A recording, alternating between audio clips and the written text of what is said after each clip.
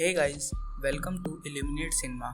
आज हम आपके लिए #अलाइव मूवी को एक्सप्लेन करने जा रहे हैं। मूवी की शुरुआत में हमें एक लड़का दिखाया जाता है जो अपने अलार्म के कारण उठता है और उठकर मुंह हाथ धोने के लिए चला जाता है। हाथ मुंह धोने के बाद वह फ्रिज में से बोतल निकालकर पानी पीता हुआ अपने डाइनिंग टेबल पर जाता है तो वहाँ देखता है कि एक चिट्ठी पड़ी हुई है। वह चिट्ठी उसके मॉम के द्वारा दी गई होती है। उसमें लिखा होता है कि हम घर से जल्दी में चले गए थे, घर पे खाने के सामान की कमी है, इसलिए तुम बाहर जाकर खाने का सामान ले लेना। आगे हमें दिखाया जाता है कि वह लड़का ओ जुनयू अपने दोस्तों के साथ ऑनलाइन गेम खेल रहा होता है। उनमें से कुछ दोस्त उसे टीवी ऑन करने के लिए कहते हैं। वह अपने ड्राइंग रूम में आता है और टीवी को ऑन करता है, मगर उसका टीवी का सिग्नल चला जाता है और उसके फ़ोन पर एक वॉइस मेल चलने लगता है जिसमें बताया जाता है कि कुछ लोग बहुत ज़्यादा आक्रामकता दिखा रहे हैं। यह एक छोटी सी जगह से चालू हुआ था, मगर अब यह नेशनल स्केल पर फैल चुका है। ओ जुनयू अपनी बालकनी से जाकर बाहर देखता है। हर तरफ लोग इधर उधर भाग रहे होते हैं। सभी लोग बहुत ज़्यादा डरे हुए होते हैं। उनमें से कुछ लोग एक दूसरे को काट रहे होते हैं।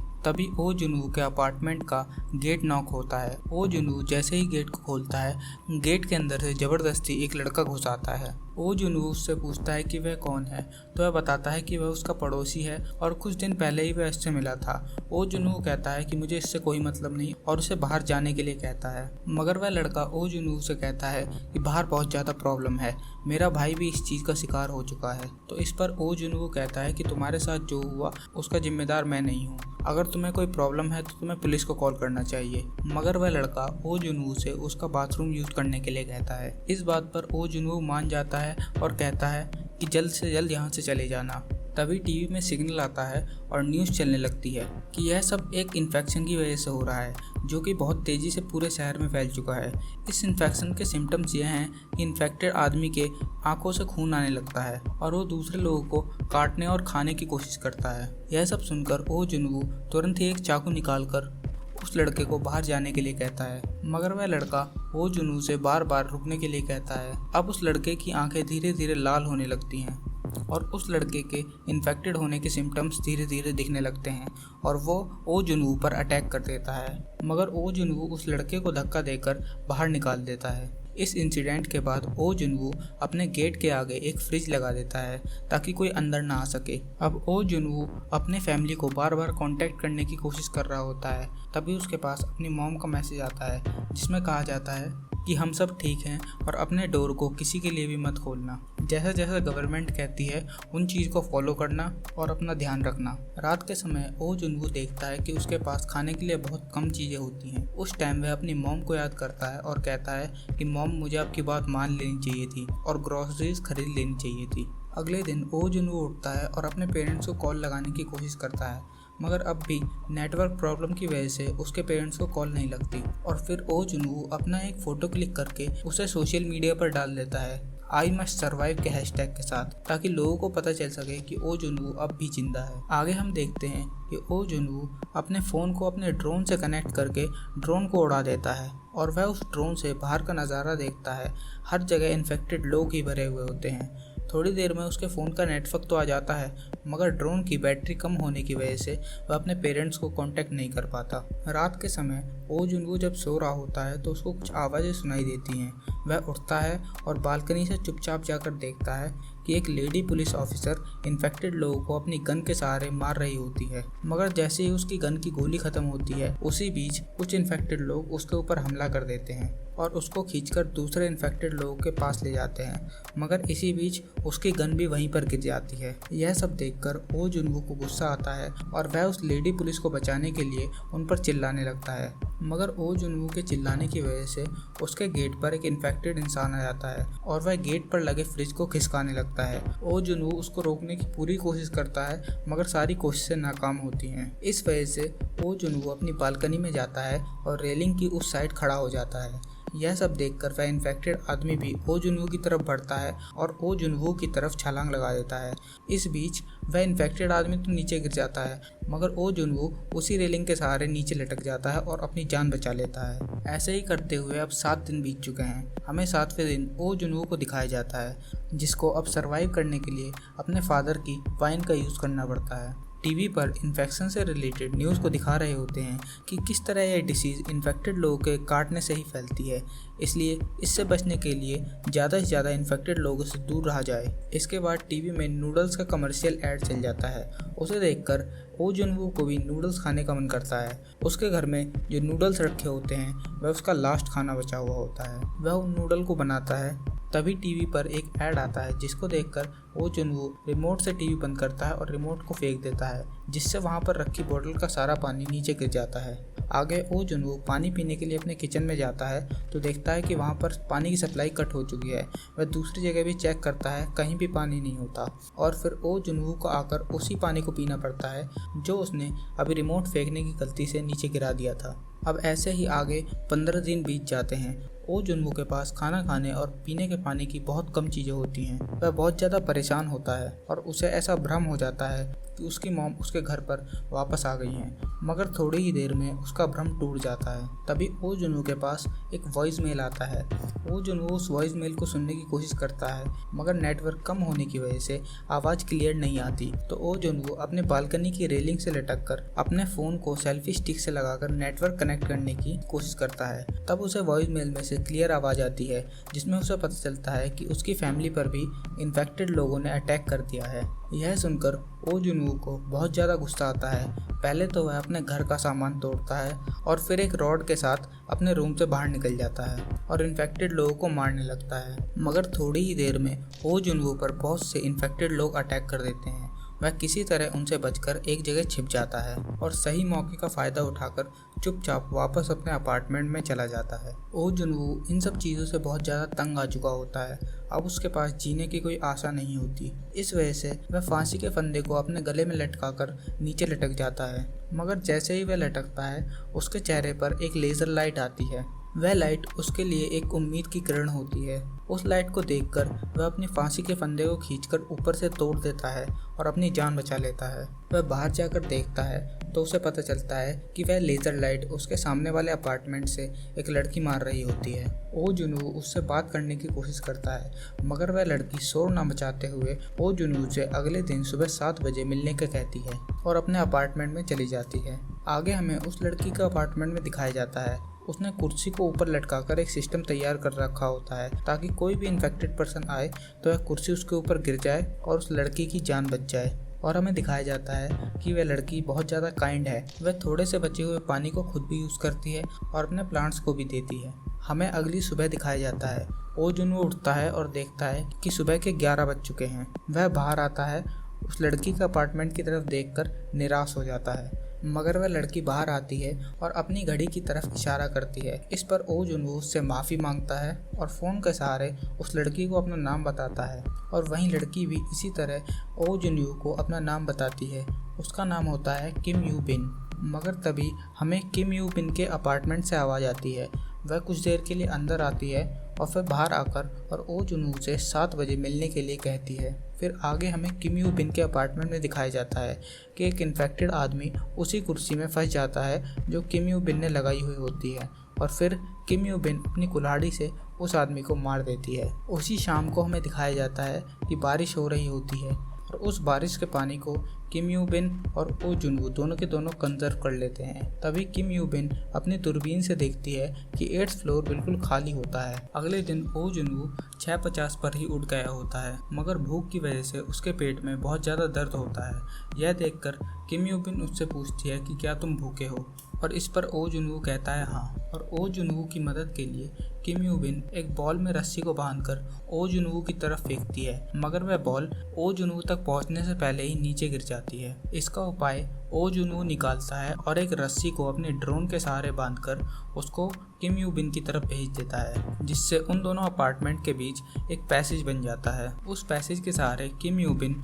ओ जुनवू के लिए खाना भेजती है और ओ जुनवू खाना खाते हुए किम यू बिन को थैंक्स कहता है। मगर तभी ओ जुनवू नीचे की तरफ देखता है कि एक इन्फेक्टेड पर्सन ने उसी बॉल से जुड़े वायर को पकड़ रखा होता है जो किम यू बिन ने फेंका हुआ था। वह इन्फेक्टेड पर्सन उस वायर को खींच देता है, जिस वजह से उस वायर को सपोर्ट देने वाली टेबल खींची चली जाती है और उस टेबल से टकराकर किम यू बिन बेहोश हो जाती है और वह इन्फेक्टेड पर्सन उस बिल्डिंग पर ऊपर की ओर चढ़ने लगता है। ओ जुनवू उस इन्फेक्टेड पर्सन को डिस्ट्रैक्ट करने के लिए अपनी वाइन की बोतलों को उसके ऊपर फेंकता है, मगर उसका कोई असर नहीं होता। और फिर ओ जुनवू अपने ड्रोन के सहारे उस इन्फेक्टेड पर्सन को डिस्ट्रैक्ट करने की कोशिश करता है, मगर वह भी नाकाम होता है और वह इन्फेक्टेड पर्सन ओ जुनवू का ड्रोन तोड़ देता है और ऊपर की तरफ आ जाता है। मगर तभी किम यू बिन आती है और अपनी कुल्हाड़ी के सहारे उस इन्फेक्टेड पर्सन का हाथ काट देती है, जिस वजह से वह नीचे गिर जाता है। शाम के समय ओ जुनवू देखता है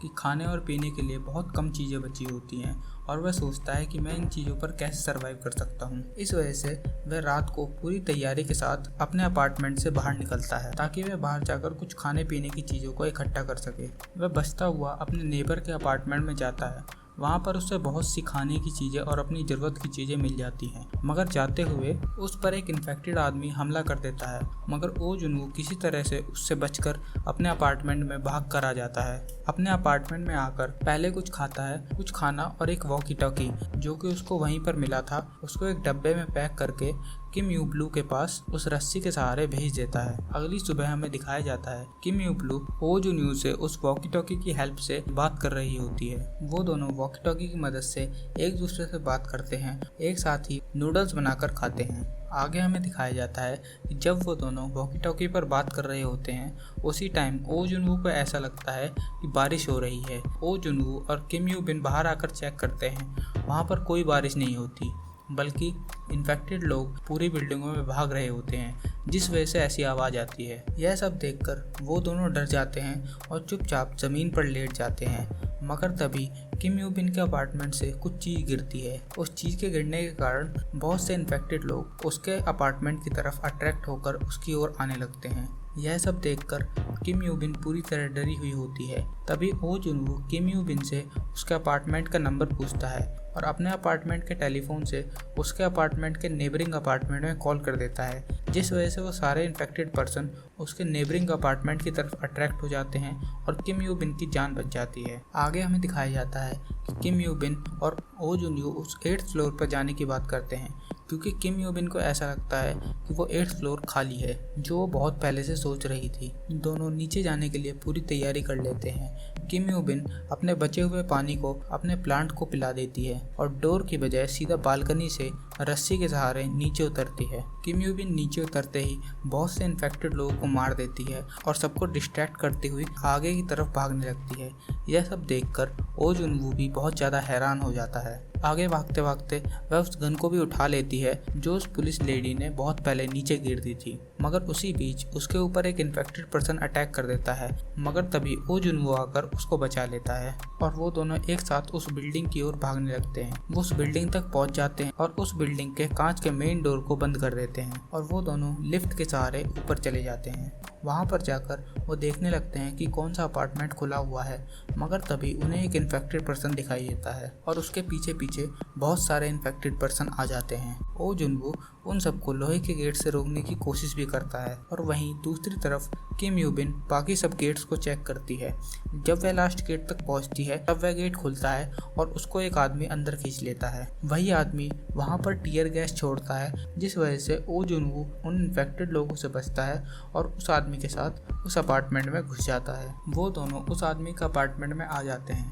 पहले तो किम यू बिन को शक होता है कि वह भी इन्फेक्टेड है, मगर वह थोड़ी देर में कन्विंस हो जाती है। वह आदमी ओ जुनवू और किम यू बिन को खाना और पानी ऑफर करता है। खाना खाते हुए वह आदमी ओ जुनवू और किम यू ब्लू को रेस्क्यू टीम के बारे में बताता है। उन दोनों को इसके बारे में कुछ पता नहीं होता। रेस्क्यू टीम के बारे में सुनकर ओ जुनवू और किम यू ब्लू बहुत ज़्यादा सीरियस हो जाते हैं, क्योंकि उनके पास अब जीने की एक उम्मीद होती है। मगर तभी हमें आगे दिखाया जाता है कि ओ जुनवू उस खाने को खाने की वजह से बेहोश हो जाता है और वह आदमी ओ जुनवू के आकर हाथ बांध देता है और किम यू बिन भी धीरे धीरे बेहोश हो रही होती है। वह आदमी किम यू बिन को घसीटकर एक कमरे में ले जाता है और उस कमरे से निकलकर उस कमरे का लॉक लगा देता है। उस कमरे में एक इन्फेक्टेड लेडी होती है जो कि एक पट्टे से बंधी हुई होती है और वह पट्टा उस आदमी के कंट्रोल में होता है। वह आदमी उस पट्टे को धीरे धीरे छोड़ रहा होता है और वह infected lady Kim you been की तरफ धीरे धीरे बढ़ रही होती है। फिर वह आदमी बोलता है कि यह उसकी वाइफ है और यह बहुत दिनों से भूखी है, उसने बहुत दिनों से कुछ नहीं खाया, इस वजह से उसकी भूख मिटाने के लिए उसे यह सब करना पड़ता है।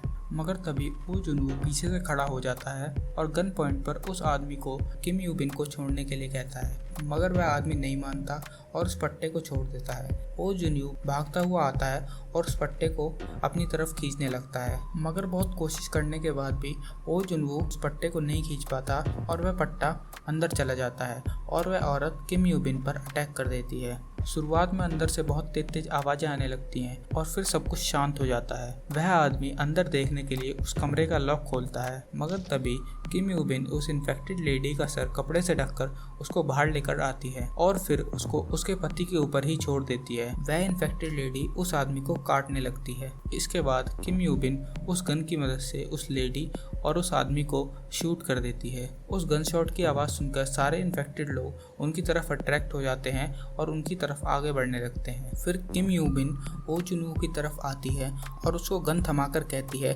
कि तुम्हें अब मुझे मार देना चाहिए, क्योंकि हम लोग अगर इंसान की तरह मरे तो ही अच्छा है। ओ जुनवू इस सब से बहुत दुखी होता है। वह किम यू बिन की तरफ गन पॉइंट करने वाला होता है, मगर तभी उसे हेलीकॉप्टर की आवाज़ सुनाई देती है। वो दोनों विंडो से जाकर देखते हैं, बाहर कुछ रेस्क्यू हेलीकॉप्टर उड़ रहे होते हैं और वो दोनों छत के ऊपर जाने का डिसाइड करते हैं।